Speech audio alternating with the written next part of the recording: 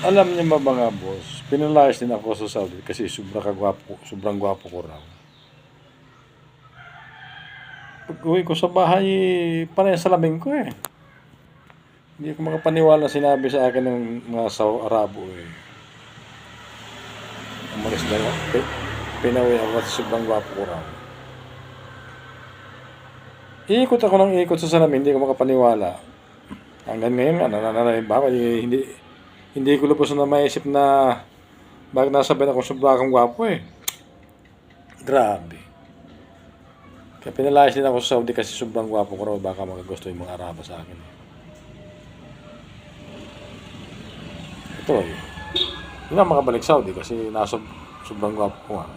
Ayaw na nila sa akin. Grabe ano. Hindi ako makapaniwala. Sobrang gwapo ko pala, sabi ng mga Arabo.